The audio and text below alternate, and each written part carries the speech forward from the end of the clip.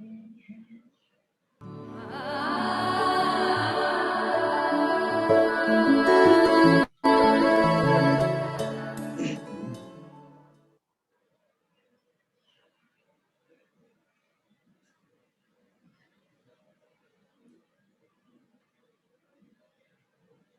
कृष्णा। हरे कृष्ण प्रभु जी, दंडवत प्रणाम। ओम अज्ञानतिमिरन्धस्य ज्ञानाञ्जनशलाकया चक्षुरुन्मिलितं येन तस्मै श्रीगुरुवे नमः। श्रीचैतन्यमनोभीष्टं स्थापितं येन भूतले स्वयं रूपः कदा मह्यं ददाति स्वपदान्तिकम्। श्रीकृष्ण चैतन्य प्रभु नित्यानंद श्री अद्वैत गदाधर श्रीवासदि गौर भक्त वृंद। हरे कृष्णा कृष्णा कृष्णा हरे हरे, हरे Ram Ram Ram Hare Hare. I request some of you to put your videos on so I can see you while speaking. I offer my most humble obeisances to the Lord, baby Krishna, who is bound to the mortar by the love of Mother Yashoda. Hare Krishna. Damodar Bhagavan ki jai ho. So last time we spoke till the binding of Krishna, and I mentioned that when Krishna was bound, till the time mother was with him, he was pretending to be crying and rubbing his eyes and spreading all his mascara all over his face. As soon as mother went, he started smiling. And all friends came together, and he did lot of mischief along with being bound on the mortar with the rope. He went to the houses of gopis and stole butter, and he loved his labor of pulling the mortar. And my wife asked me, where did you read this? That Krishna was stealing butter with the mortar tied to his abdomen. So today I again read Gopal Champu and confirmed in the 41st verse of Gopal Champu in this chapter. It is mentioned that Sri Krishna, along with his friends, went to many gopis' houses and stole the butter and had a good time. He was very happy pulling the mortar, which was very heavy, tied to his abdomen. And then he came to the courtyard of his own house and he noticed those two trees. They were Yamala Arjuna trees, or you can say Arjuna trees. Now, a very significant thing is Arjuna trees are very wonderful trees, one of the auspicious trees of Vrindavan Dham. And the speciality of these trees are that they have got very, very, very strong and deep and widespread roots. And when the storm comes, many big trees will fall down, but you will not see that Arjuna tree will ever fall down. So they are very big trees, and the skin of that tree is very useful for heart ailments. So when we uh, consider Ayurveda, there is something called as Arjuna Rishta. Arjuna Rishta is extracted from the skin of this bark of this tree. Just for some information of the tree. So Arjuna trees have gigantic roots which help them to stand even in hurricanes. So the purport is, for us, the lesson to learn is, we should also have our roots of Krishna consciousness, roots of bhakti made very strong so that the hurricanes of Maya do not uproot us. Right now we are all suffering, experiencing the Trokta hurricane or the cyclone in South India, and in Bombay also has the effect now, raining heavily, trees are falling down. So those trees which are firmly enrooted, they will not fall down even in very heavy hurricanes.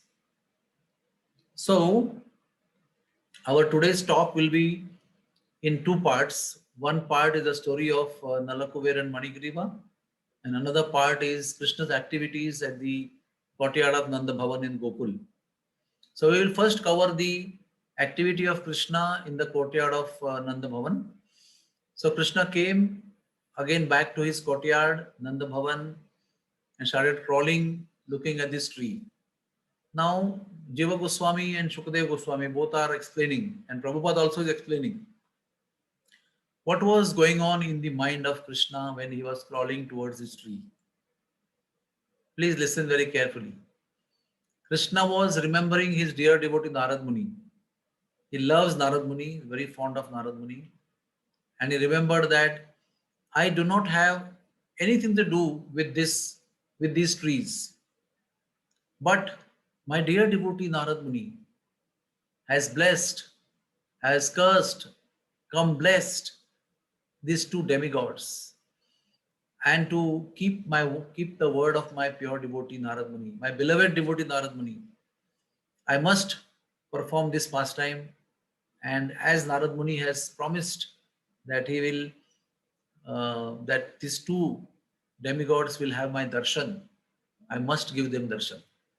This was the mindset of Krishna. With this expressing his love in his mind for Narad Muni, he proceeded towards the trees, and the trees were very closely situated.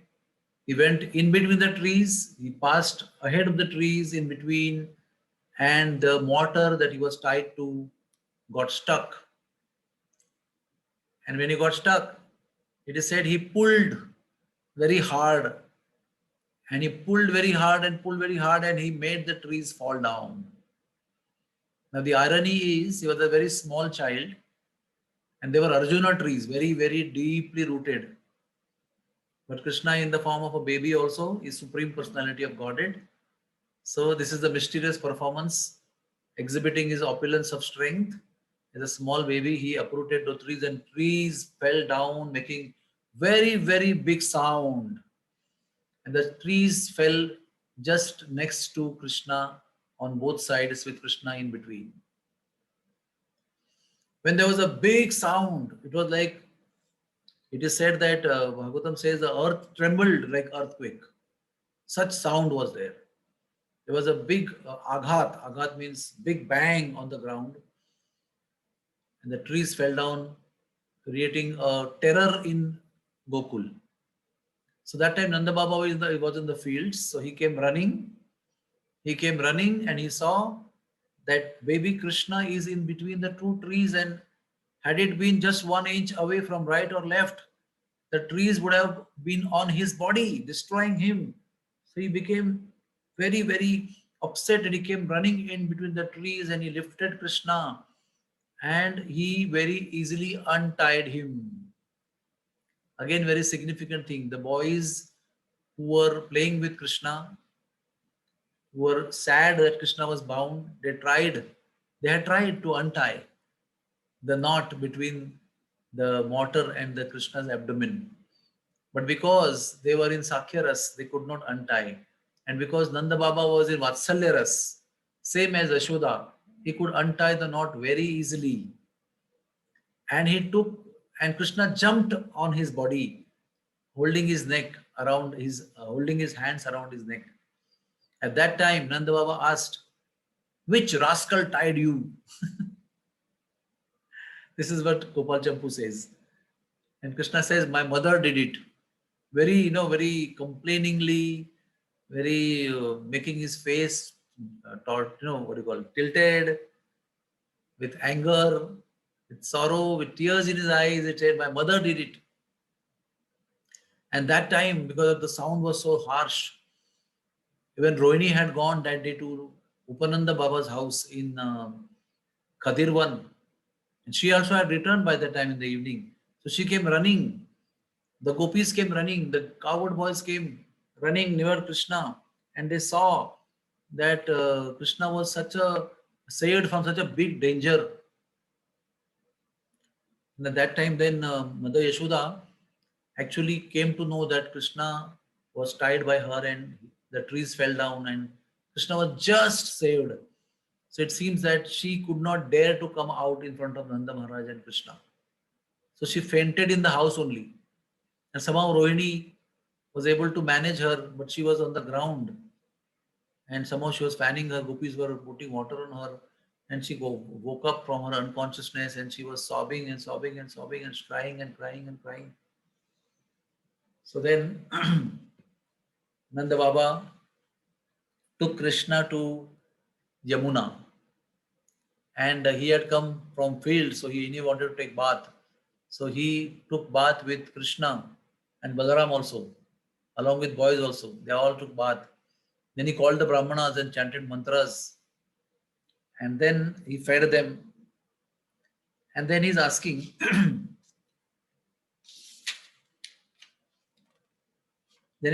Krishna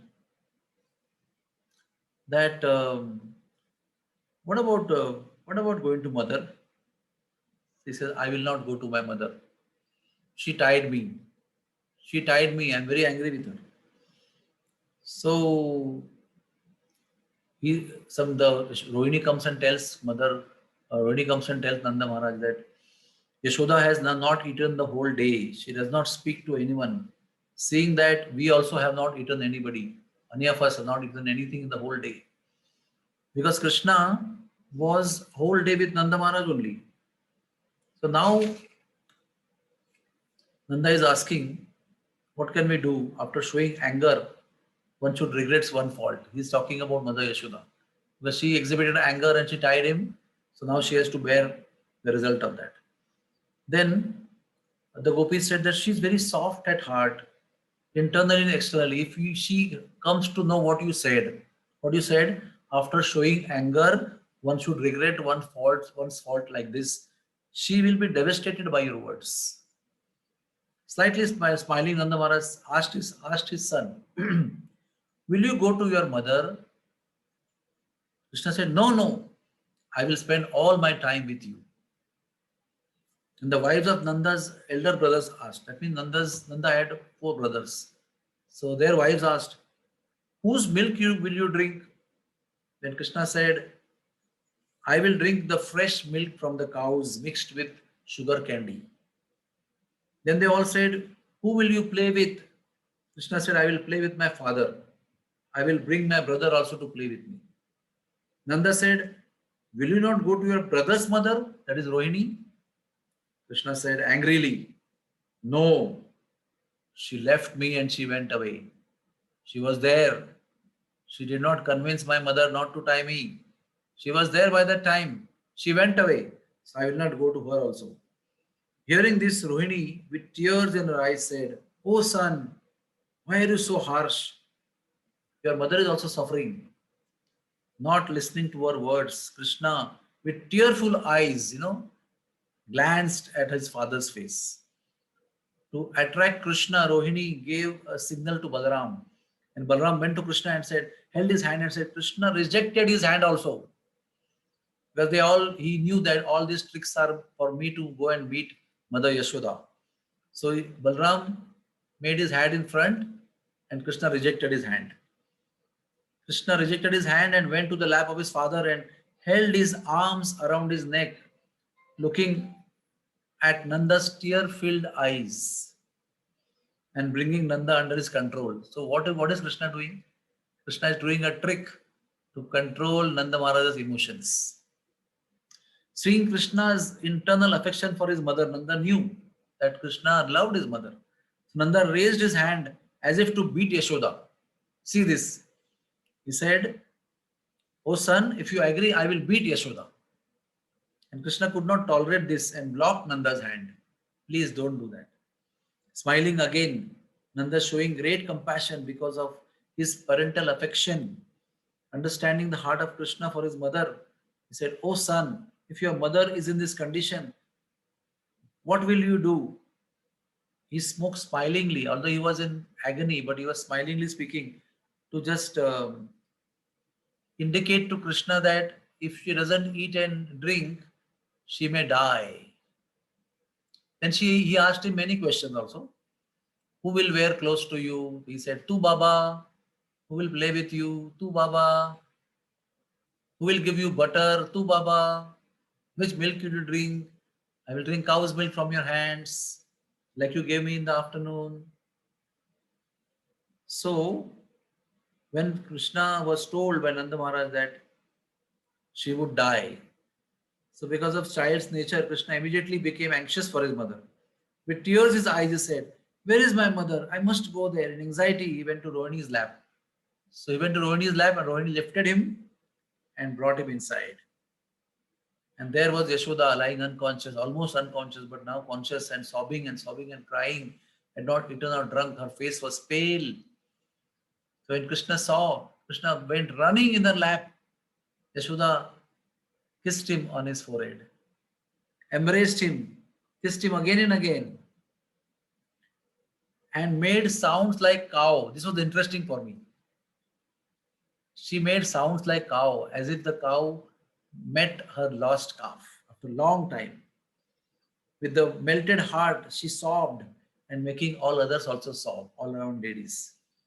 Yashoda pacified the women with comforting words, and then her face had a glow which was lost all the day. She appeared healthy with a beautiful face and satisfied her child with breast milk. Immediately she fed the child on breast milk. With the help of other women, she fed him and Balram also.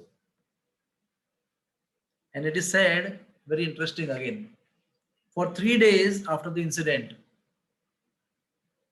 she did not meet Nanda Maharaj. She could not face Nanda Maharaj. But on the other day, Krishna, on the order of his father, brought her to him. Holding the edge of her sari, pulled her from inside the house to meet Nanda Maharaj.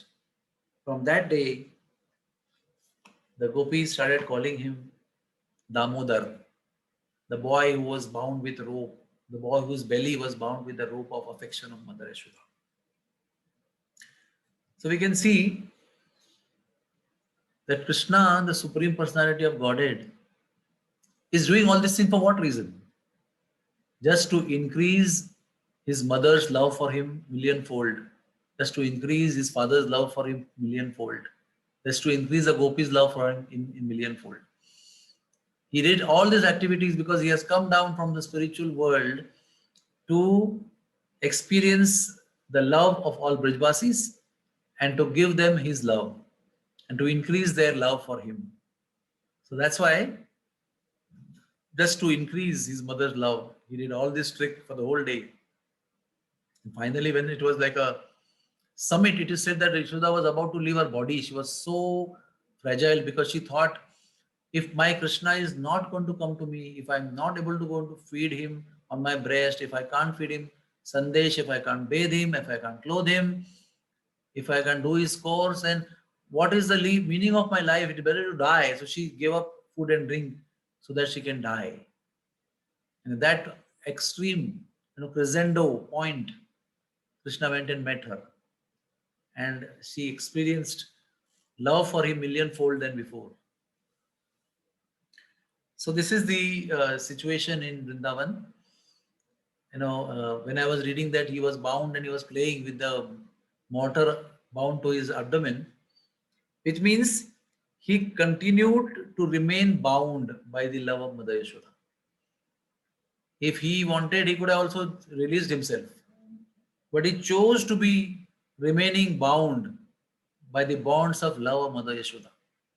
And that is why he had come from the spiritual world, giving up his position of Supreme Lord and not allowing the Brijbasis to know that he is Supreme Lord, and then enjoying the beautiful in-depth rasa of love and affection with all different kinds of Brijbasis. So this is our Supreme Lord Sri Krishna, and by this he also Satyavrat Muni, it is explained Satyavrat Muni, who it is mentioned in Padma Puran in the discussion with Narad Muni and Shaunak Muni. Satyavrat Muni wrote this beautiful Damodar Ashtakam, where it is mentioned that I do not want mukti, I do not want Vaikuntavas, nor any other boon. I wish this form of yours should be manifesting in my heart again and again. Sadame virastya sarat sadame. I forgot that verse, which says that I don't want any other kind of liberation. No fruit of my activity, no mukti, no Vaikuntavas, no Golok Dham vas. I want only this baby form of yours manifest in my heart again and again, again and again.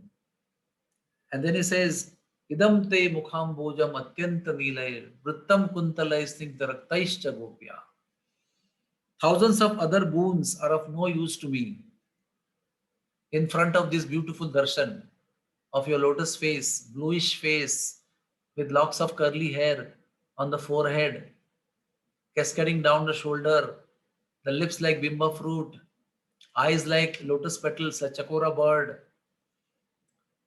So, by this particular pastime, Satyavrat Muni says, and we also all know, Vishwanath Chakravarti Thakur also is saying that Bhaktyamam Abhijanati, Bhaktyatam Ananya Shakya. So only by the devotion one can be conquered. Conquering Krishna, Krishna can be conquered. The Supreme Personality of Godhead can be conquered only by love and devotion, not by karma kanda, not by jnana kanda, not by yoga, not by siddhi, not by any other method. One cannot achieve Krishna.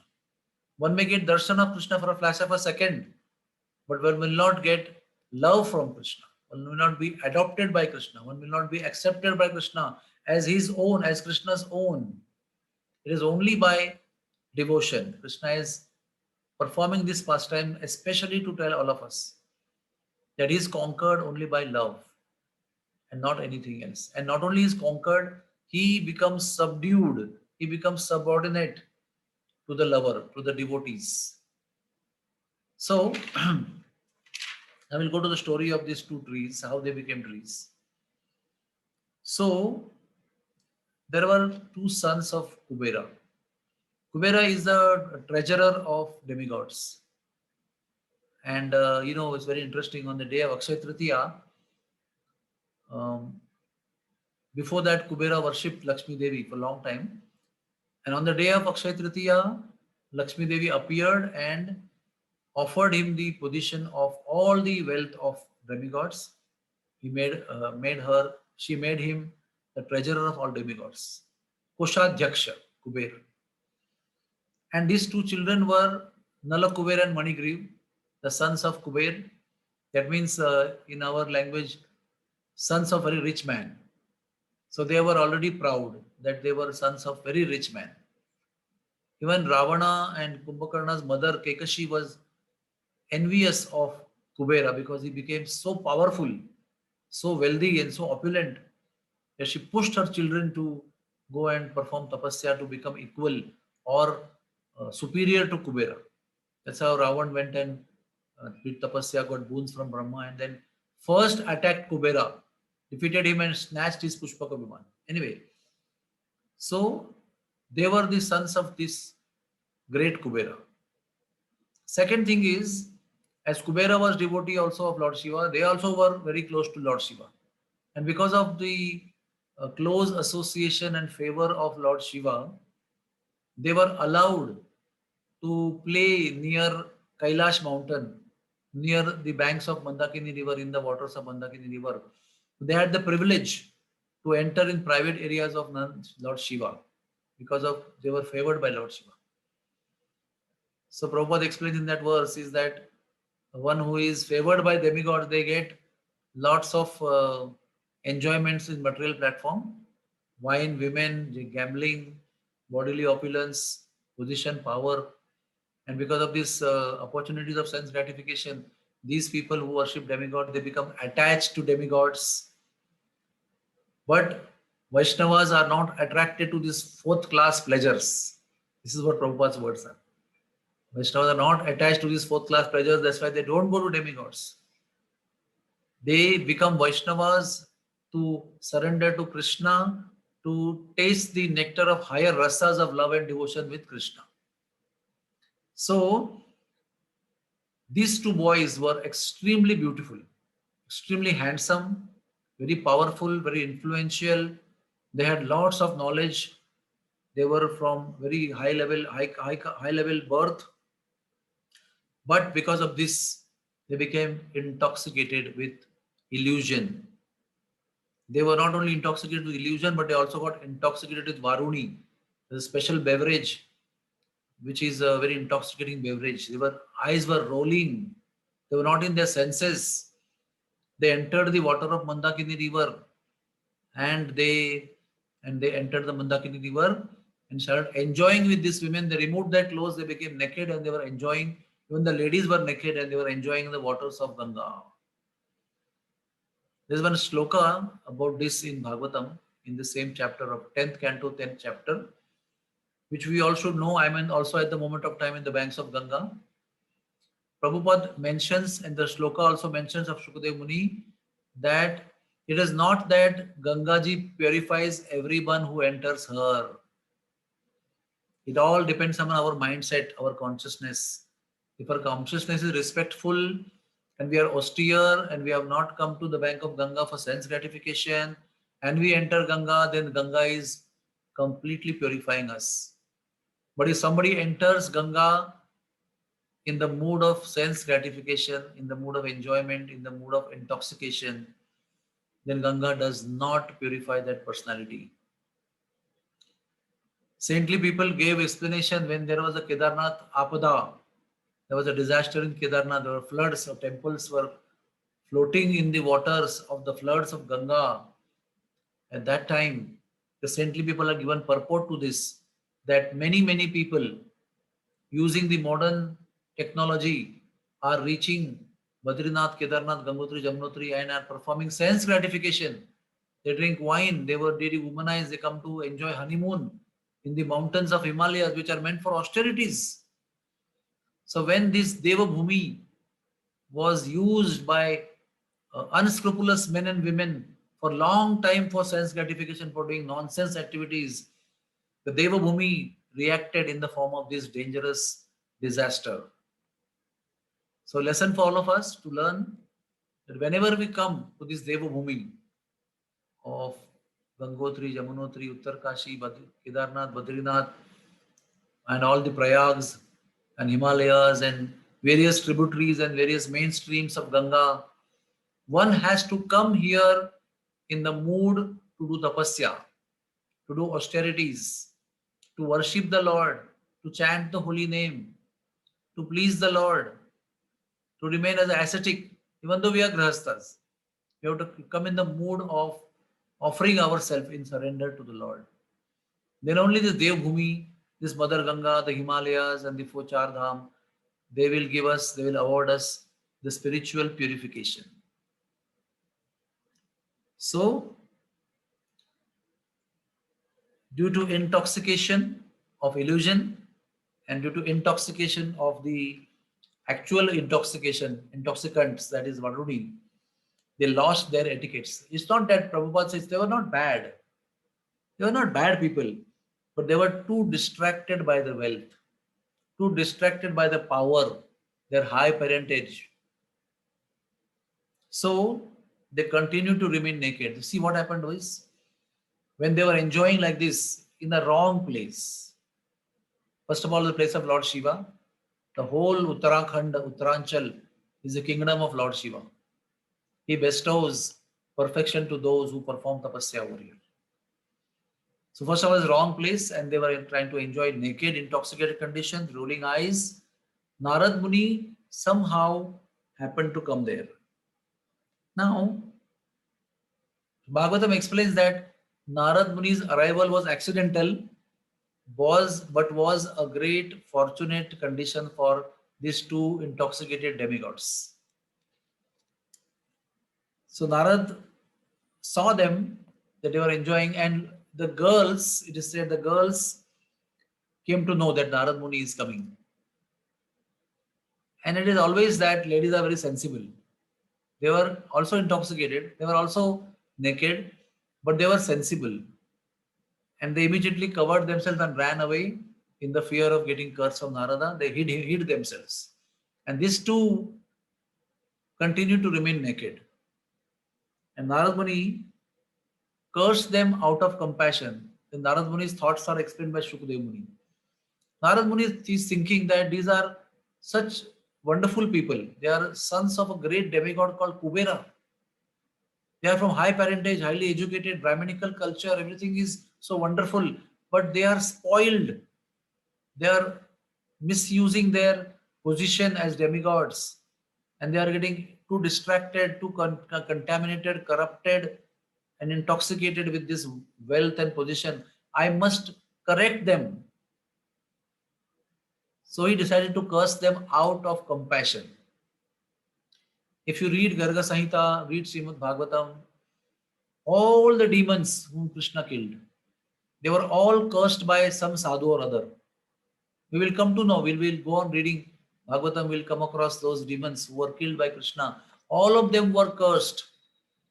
The duck was cursed, the snake was cursed, everybody was cursed by some demigod, some rishi, some muni, some devotee, because they had offended. It is said that Narad Muni's arrival was the end of unscrupulous activities of these demigods. If Narad Muni had not come there, they would have continued their horrible activities for a long time to come in the future. Narad Muni's arrival put a full stop to their sinful activities. Narad Muni's arrival brought them back to their senses. Narad Muni's arrival brought them back to their normal, useful life. So, Narad Muni said, I must give you a medicine to cure your arrogance.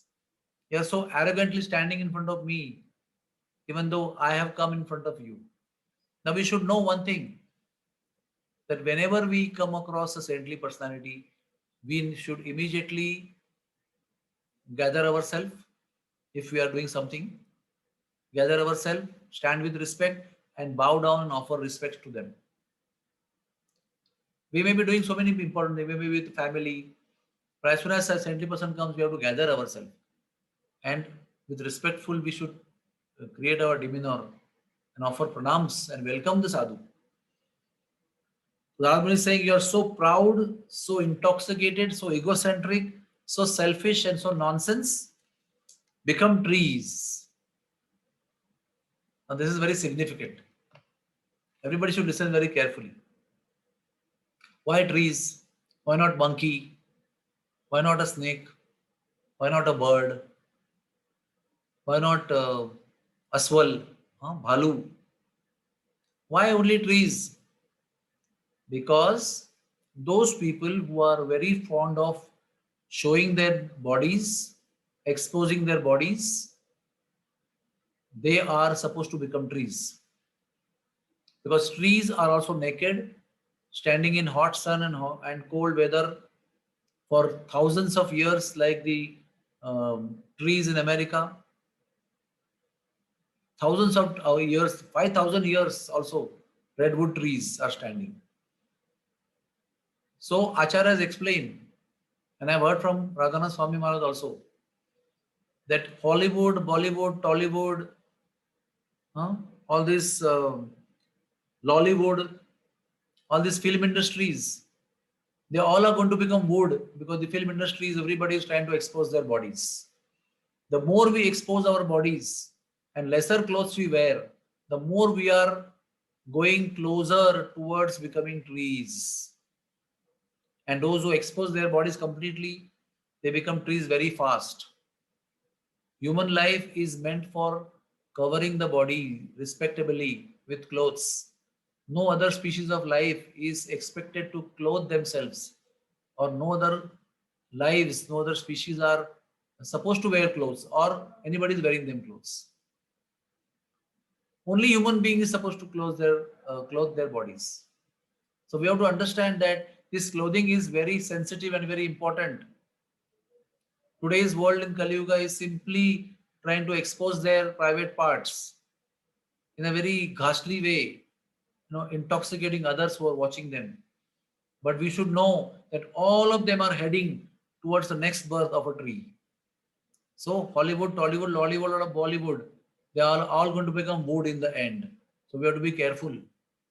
All going to be becoming wood in the end in the forest. Then another interesting point, Narad Muni is saying, the trees tolerate heat and cold, but they have lowest of consciousness. That's why they don't feel so much of heat and so much of cold. Even if their branch is cut, still the trees don't feel so much because their consciousness is lowest. But Narad Muni cursed them that you will remember everything of your human life, of your demigod life. You will not forget, and your consciousness will not become the lowest consciousness. You will have the same consciousness of a demigod, and you will um, remember everything of your past. That is the whole point. So that was also a benediction only. Because had they forgotten everything, then what would have happened? Then what would have happened is they would not have felt um, the reason behind why they were made into trees. So significantly, they were cursed to stand for 100 celestial years. Each day of demigod is 6 months, that is 118 days. 80 days, 180 days is equal to 1 day. Such 360 days is equal to 1 year of demigods. And such 100 years they were cursed to stand. That means, as per my calculation, 18,000 earthly years they were standing, and they were meant to stand from their heavenly abode. They fell down, and they fell down and became trees in the courtyard of Nanda Maharaj, which is going to be in future the courtyard of Nanda Maharaj. That time it is not that Krishna had appeared. It was going to take long time. And also the third part of the curse. First part of the curse, become trees. Second part of the curse, you will remember your consciousness of demigods. You will not become tree conscious. You will not have tree consciousness. You will become trees with human consciousness, with demigod consciousness.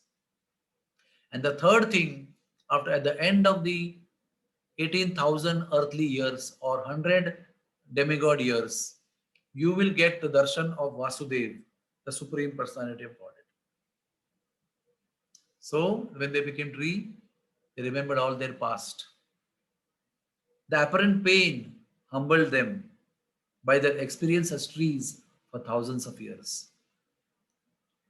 And His Holiness Radhanath Maharaj very beautifully explains that when one has wealth, power, influence, position, and women to enjoy and wine to enjoy, one does not come to his senses. One does not come to the real knowledge of what is truth in life.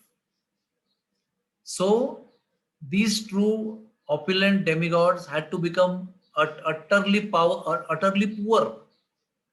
They had to become utterly poor to come to realize the truth. So we also, as long as we have lot of wealth, lot of power, position, influence, it is okay as long as it is in service to Krishna. But instead of in service to Krishna, if all our opulences, all our education, all our position, influence, knowledge, if it is for the self, and if we are attached to them, then we are not able to realize the truth. Kunti says, Tvam akinchana gocharam, janmaishwarya sruti srivir. If anybody is attached to high birth, the opulence, the beauty, and the knowledge, then, oh Krishna, it is very difficult to know you. Then who knows you? Kunti says, Tvam akinchana gocharam. Who are at the heart akinchana. Having all the wealth, they feel that they are still akinchana because they don't have wealth of love of Godhead. And those who feel impoverished at the level of heart on the spiritual platform, to them, my Lord, Krishna, you are known, or they know you.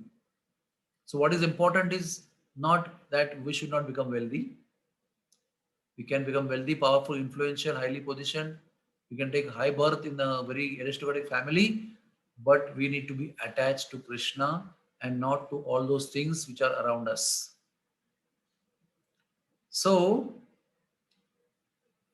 they suffered a lot of pain of heat and cold while they were standing. But that impoverished experience, being bereft of all the position, all the beauty, all the education, and all the influence that he had as Nalakuber and Manigriv, they were humbled.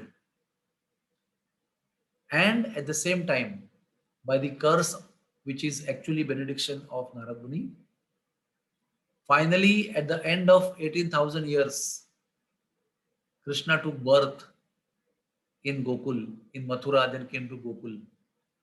And then they were standing right in the courtyard of Nanda Bhavan in Gokul. So they were watching all the pastimes of Krishna of childhood, which we discussed in our previous lectures, that Krishna was crawling in the Kaushala. Krishna was skating on the abdomen in the mixture of cow dung and cow urine. Krishna would crawl in the courtyard and Yashoda Mai would teach him how to walk, how to talk, and all that pleasure Krishna would give. Krishna would thump his foot on the ground, hearing the beautiful sound of his ankle bell. All those beautiful, sweet pastimes which drowned the Gokul Vasis in pools of ecstasy. All those were witnessed by these two trees. No one noticed them. No one knew about them. No one bothered about them. But they were consciously, as the consciousness of Nalagirva and Nalakuber and Manigriv, with that consciousness, they were watching Krishna's pastimes with great love and affection. Now you can understand that it is not easy to be able to see Krishna face to face. It was possible for these two people only because of the mercy of Narad Muni. So Prabhupada explains that it is not good idea to become directly attached to Krishna and request him something personally, directly, one to one. It is better to get attached to a sadhu, a saintly personality, a pure devotee of the Lord, because it is guaranteed by the mercy of the pure devotee, Krishna will be face to face in front of you. Because Krishna, when the pure devotee blesses us, Krishna cannot refuse. Krishna cannot cancel that. Krishna will have to, although he is not bothered about us, but if a pure devotee blesses us, then Krishna has to bless us by his darshan. So it is better to be in service to a pure devotee, better to be associated with a pure devotee, better to be attached to a pure devotee, rather than trying to directly approach Krishna and demand something and ask something from Krishna. Very important point. So the trees, when Krishna pulled, the trees fell down. Then what happened? Sorry. So they stood there and they observed Krishna's all pastimes. And then when Krishna pulled the trees down and they fell down, from them the demigods who were in the tree form now appeared in their original form. They were so beautiful that it appeared like Agni Dev had appeared. Their effulgence spread far and wide in Gokul as they appeared from the trees. And they offered very, very beautiful prayers. We will like to read about those prayers. They're very beautiful prayers. They actually had got completely purified by the curse of Narad Muni. The whole purpose of making them trees were fulfilled. They came back to their senses. Their pride above their high parentage, birth, influence, position, and power all vanished. And they, because they observed Krishna's Balya Leela, they developed great pure love and devotion for Krishna. It is explained that amongst all the pastimes of Krishna, the Bal Leelas are very powerful, because anybody, however ugly the person may be, as a baby, that person becomes very attractive.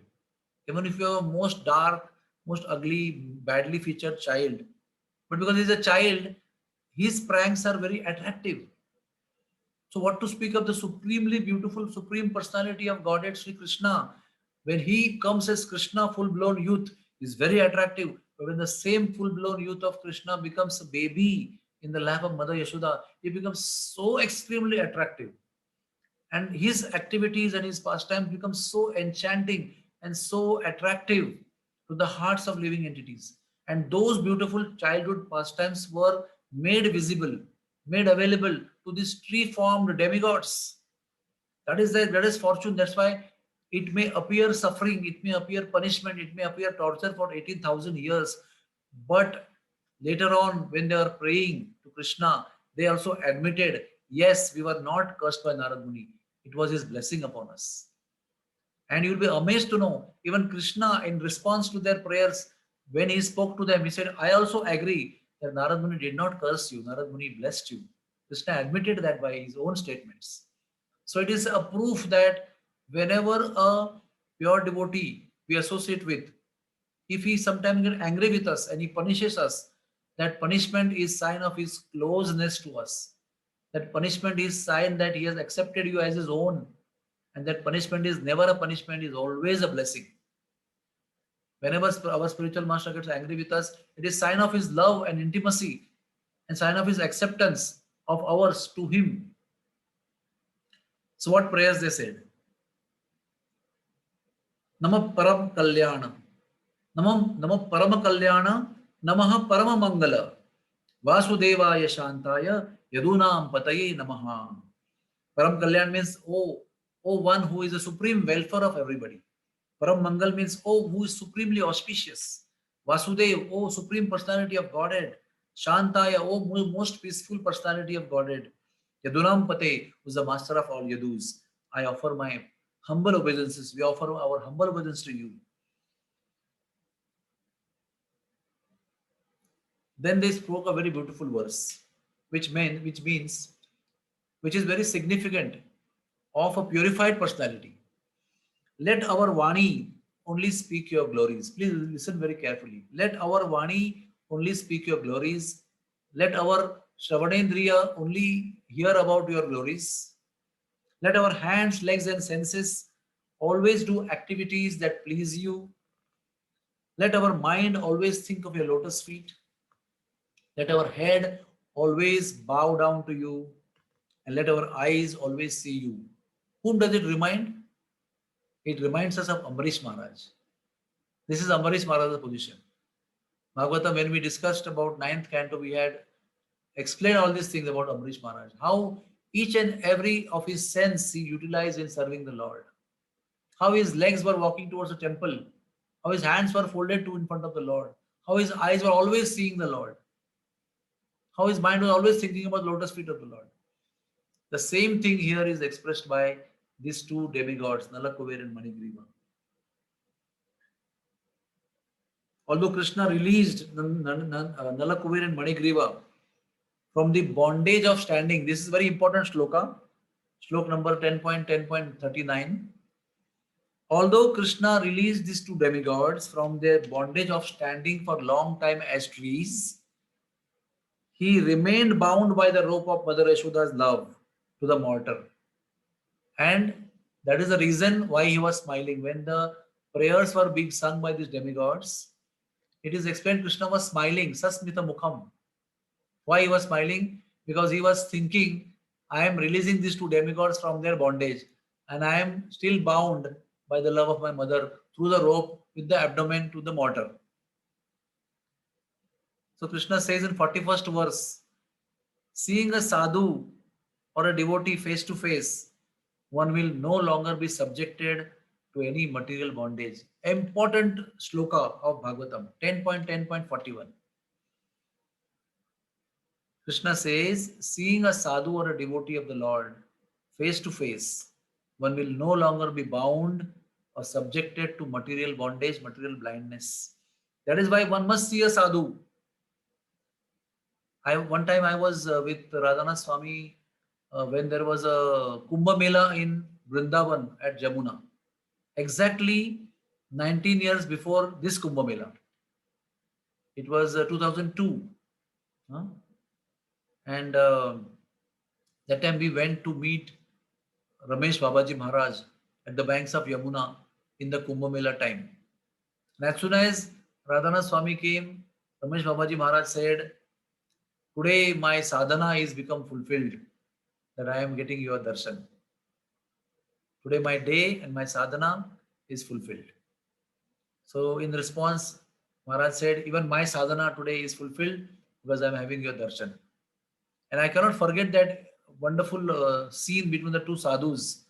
I was witnessing that beautiful interaction, that even pure devotees, when they see each other, they feel like that.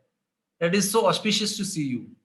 Although he is a pure devotee, but when he sees a pure devotee, he feels, my day is done today. You made my day. This is very wonderful. That means even for pure devotees, to see pure devotee is auspicious. So what to speak of all the other people in the world when they get to see a sadhu? Because getting to see a sadhu, you will always get bhakti. You will always get attachment to the Lord. You will always get purified. Many times we see that we go to meet our spiritual master or some saintly people. We have to ask so many questions. We are perplexed. We have so many doubts. So much miseries are there. We are always thinking what to. We'll go and ask a question to a sadhu. But moment we go in the presence of a sadhu face to face, we forget all our questions. Why is that? Because the aura of a pure devotee, the vibrations around the pure devotee, his field of spirituality, his field of spiritual influence is so peaceful and transcendental that whenever you enter that field of his spiritual purity, you forget all your miseries and suffering, and you also feel blissful. And in that blissful condition, you think, what will I ask now? I don't have any question. And the pure devotee may ask you, so any question? So you may say, no question, Maharaj. Why? Because they have that power. They have that power of nullifying all our miserable conditions by their pure existence. So, Prabhupada said, better to stick to a devotee instead of asking a favor from the Lord directly.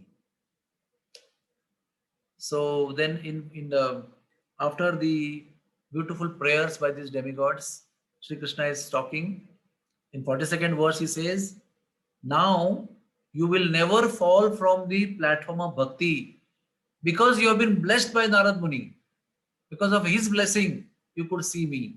And because of his blessing, you will never fall from the platform of love and devotion because they developed pure love and devotion for Krishna by watching him perform pastime and then by seeing him face to face, interacting with them. That is assurance. When you are under the shelter of a pure devotee and under the blessing of pure devotee, we will never fall down from the platform of bhakti. We will first of all achieve bhakti and then we will never fall down from the platform of bhakti, simply not by the mercy of the Lord, but by the mercy of a pure devotee of the Lord. And it is said after offering repeated obeisances, repeated punah punah pranamyantu, punah punah offering obeisances, dandavat pranam, and performing parikrama around the Krishna who was bound with the rope, they went in the sky and they went back. Krishna said, you please go back to your original place now. That means they did not go back to spiritual world. They went back to their own loka. They went back where Kubera was staying in their father's house. What does that mean? That means it is Krishna's desire how he delivers people. So it is not necessary that everybody goes back to Godhead, then only they are perfected their lives. What is the perfection of our life? Mama janmani janmanishware bhavatad bhaktir ahetuki toi. That is the highest perfection. Not to live with the Lord in Golok Vrindavan, to be with the Lord in Golok Vrindavan. That is not the highest perfection. The highest perfection is wherever we are, either in hell or heaven or on earth, in the human body or any body, to remain engaged with our senses and mind in the service of the Lord without expecting even liberation. That is the highest perfection which Chaitanya Mahaprabhu has taught us. So it doesn't mean that when they went back to their own demigod Loka, they were not having highest perfection. No, they had the highest perfection because they were ornamented, decorated with the opulence of love and devotion for Supreme Lord. So they went back to Kuber Loka, but they were now pure devotees. They were pure devotees among all the demigods. So this is the situation. We have read all the verses from Srimad Bhagavatam 1 to 1. And in Satyavrat Muni also we discussed the discussion between Nanda Maharaj and Krishna also we discussed. So we have covered all the points. So in essence, I would like to repeat again that in the material world when we live, We are always, we tend towards getting attached to our opulence. We tend to get attached to our beautiful body, of our youthful body, of our strength, of our money, mainly money. We become very proud. It is said that it is not so easy to become proud of education, but it is very easy to become proud of money. Prabhupada explains. Amongst getting attached to many other things, getting attached and becoming proud for money is very easy. However ugly looking we are, however low born we are, however not good culture we are, but if we have a lot of money, we become proud. So one should understand that manasa deho geho yo kuchi more arpilun diva diva pade nanda kishore. All our wealth, all our education, all our position, all our knowledge, all our power to influence people, it should be in service to Krishna. If you are highly positioned, if you are highly wealthy, if you are highly influential, whatever wealth opulence we may have, we should always think how to use that in service to Krishna. Somebody is very highly positioned, he can use the influence to raise money for Krishna's service, to raise money for the serving devotees, to raise money for the service projects of Krishna. If somebody is highly educated, use his education to influence people, to engage them in service to Krishna, to make them into devotees. If you have a lot of money, then you can put that money in service to Krishna. Then that money will not intoxicate us, or money will not corrupt our consciousness. Money has a lot of potential to corrupt our consciousness. But when that is used in service to Krishna, that money loses power to corrupt our mind. So the best position is Manasa Deho Geo Yo Pichumor Arpilun Tua Pade Nandapisho. My mind, my body, my wealth, my opulence, oh my Lord, I want to offer it to you. Sarvasva Tomar Charane Sampiya Podechi Tomara Ghare. I want to offer everything to you, my Lord. Sarvasva Tomar Charane Sampiya. At your lotus feet, I want to offer everything, sacrifice everything for you, my Lord. And I will remain as your humble servant, always eager to serve you at a beck and call of yours. I want to serve your devotees. I want to serve you, my Lord. The whole mishap, the whole Leela took place only because someone got intoxicated by the power and wealth that they had. And they had to be corrected.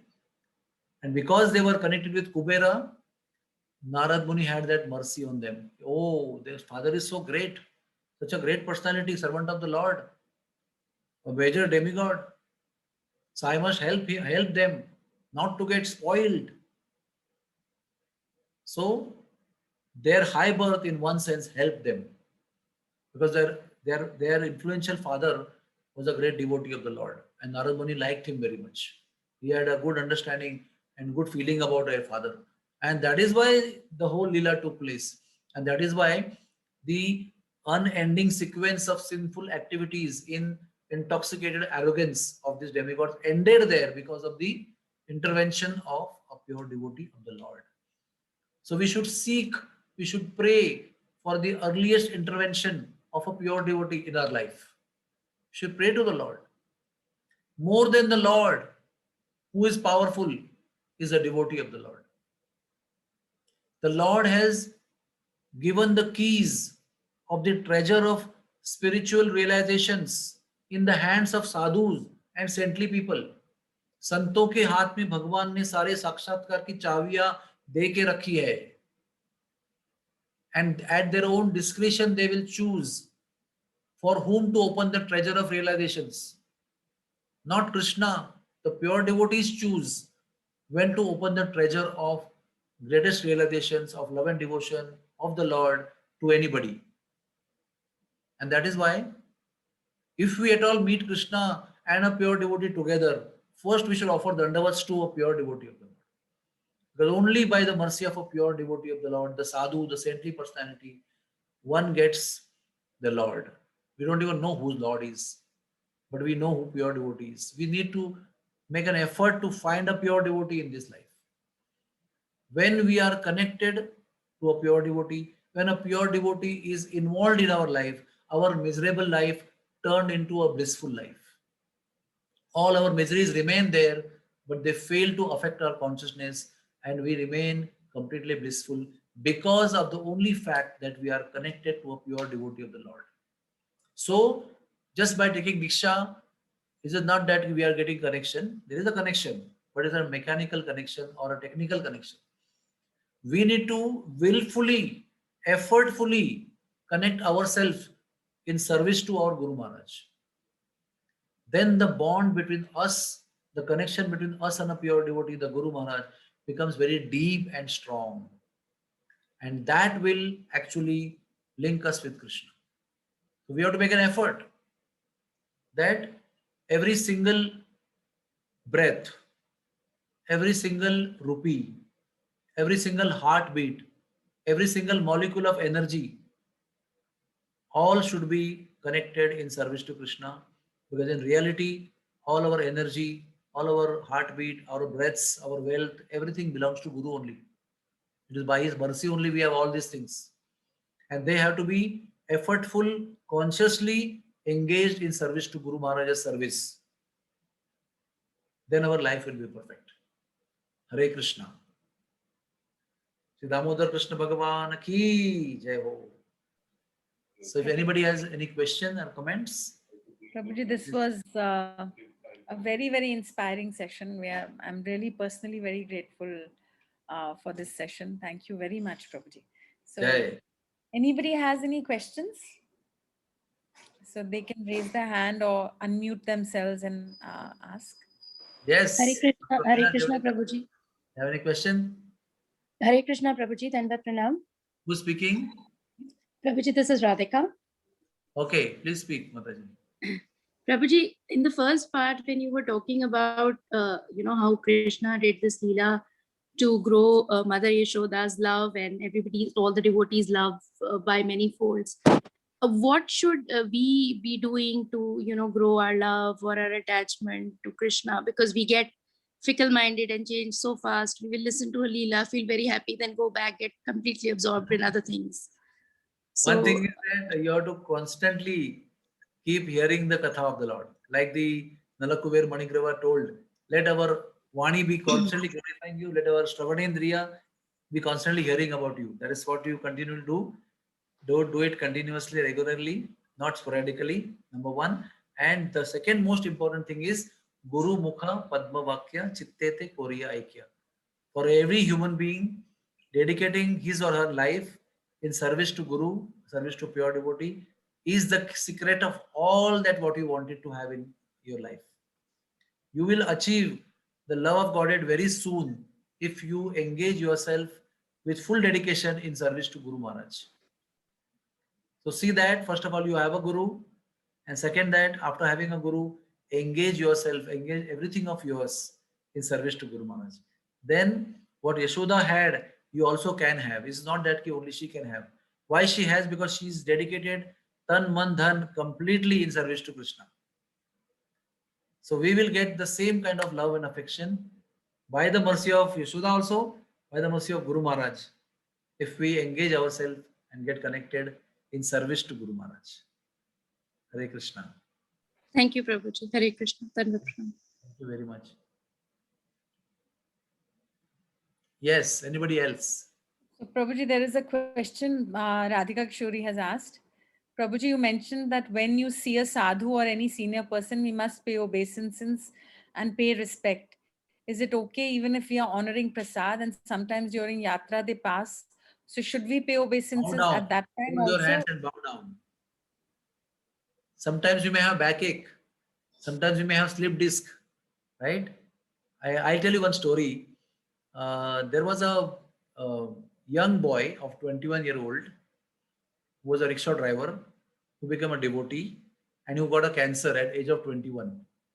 And he was admitted in Bhakti Vedanta hospital with both the hands attached to IV lines. And Radhanath Maharaj came to hospital to meet Yamuna Mataji. So I took an opportunity and I requested Maharaj, can you please meet this devotee who is really hankering for you? So Maharaj agreed. And he went to the room And this person who is now having fourth stage of advanced cancer, extremely weak and emaciated, both the hands are attached to IV lines. He just jumped from his bed and with the two IV bottles fell at the feet of Radhanath Swami Maharaj. So Maharaj said, no, no, no, you are not well.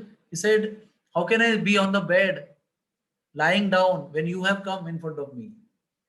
So he fell at the feet of Radhanath Swami Maharaj. I mean, I'm just giving this story to you just to let you know that how eager we should be to offer dandavats to a pure devotee when they come across us. But if you have a backache, if you are sitting down for prasadam or doing something else, at least mentally offer your pranams to the pure devotee. It is said that if you do not offer pranams to a pure devotee or a sannyasi or a Guru Maharaj or a sadhu, then you are supposed to fast that day. It is very sinful not to offer dandavat pranams to a sadhu. But if you are unable to offer, we should offer at least mentally. Sometimes there may be floods, like right now Mumbai is having floods, for example, filled water everywhere. And you have me come across sadhu on the road. You may not be able to offer dandavat to him on the road. Or you are in a COVID hospital, like Bhaktivedanta Hospital and Vividoshi Hospital are having COVID patients, and sadhu enters there. You're not supposed to bow down because all the floor is contaminated with COVID. But do bow down whatever you can, in the neck, in the shoulder, or in the waist. Please bow down with folded hands and express your respect through your body or through your words or through your demeanor. But do not fail to at least offer mental respects to a sadhu.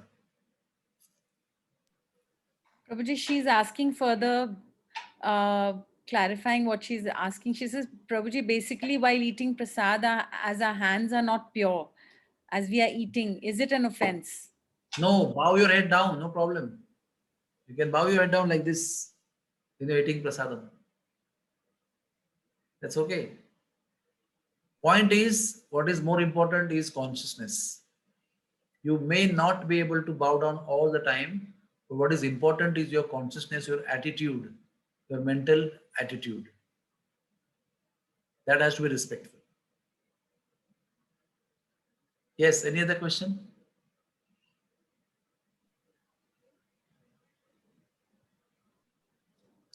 So, Prabhuji, I had one small question. Yes. So, you mentioned that when we see a pure devotee, we take his darshan immediately. We achieve bhakti, and we never fall down from the platform of devotional service. But when you see Prabhupada, or so many of his disciples who are so advanced, and of course Prabhupada, and all of them are pure devotees, but so many people are taking their darshan, associating in different ways, but not everybody comes to that platform. Yeah. So, what is the meaning of uh, coming in contact face to face with a devotee? It doesn't mean a physical situation only. It also means effortful connection with them. Further to your question, I want to add many also the followers of Prabhupada were sincere followers. They fell down in the course of time in the future. Huh? They were devotees. They were sometimes sannyasis. But they fell down. Why? The whole reason is disconnection from the mission of a pure devotee. You have got the blessings of initiation. You have been accepted by the pure devotee through initiation. But when we choose, after getting connected, to get disconnected, then we fall down. What is our antidote? What is our vaccine from falling down? The vaccine from falling down is remaining connected in service to Guru Maharaj. I repeat again and again this statement. However less influential you may be, however poor you may be, however less position, insignificant person you and me may be, but if you are connected in service to Guru Maharaj's mission, no Maya can work on you. Maya is no role to play, no influence, no effect of Maya will be on us. But moment we disconnect ourselves for whatever reasons, we may get wealth, we may get intoxicated, we may get proud, but we get disconnected from the mission of Guru Maharaj, then we are surely going to fall down. So that is the reason.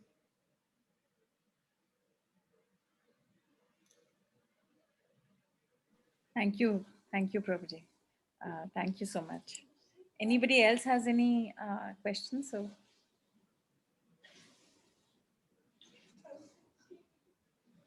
If nobody has question, I would like to stress on one point. Definitely, I'll stress on one point about the dress code. From the story of Nalakvar Manigiri, we have to understand that we need to be properly clothed, covering all parts of our body respectfully. Vaishnav dress is a very perfect dress. It doesn't agitate anybody. When you wear Vaishnav dress, nobody gets agitated sexually by looking at us. That is why we wear Vaishnav dress. We are not supposed to dress in such a way that others' emotions are aroused. We are supposed to dress up to cover our body respectfully. Also, we are supposed to dress up in such a way, in a sober color, so that people don't look at us when they come to temple. They look at the Lord. And the Lord is wearing always gaudy colors dresses, very attractive, sharp colors, fluorescent colors sometimes. Because he's supposed to be the center of attraction. People should see him. We should not present ourselves, our hairstyle or a dress or something, that people start looking at us only. That's why we are supposed to dress up very simply in the temple. And no one looks at us, but they all look at Krishna. It's a very important science. And today's world is, even our devotee children are getting sometimes attracted to wear those kind of short and small dresses, which are very costly, but very small in size or in volume or in the area that covers by the cloth. So we see that the more of our bodily parts are exposed, the more you are heading towards becoming trees. Save yourself, cover yourself, keep your dignity, keep your maryada covered in front of the Lord and the devotees and general public. Remain dignified, wear decently, and by that way become human, so that we don't head towards becoming trees. It's a very dangerous situation. We don't know. We must know this from the scriptures, that exposing our body makes us take birth as trees. And trees means lot of suffering. Hare Krishna. So shall we close here? yes, Prabhuji, thank you very much. Hare Krishna. Thank you. Vancha kalpatarubhyascha kripa sindhubhya evacha patitanam pavanebhyo vaishnavebhyo namo namaha. Shri Damodar Krishna Bhagavan ki jai ho.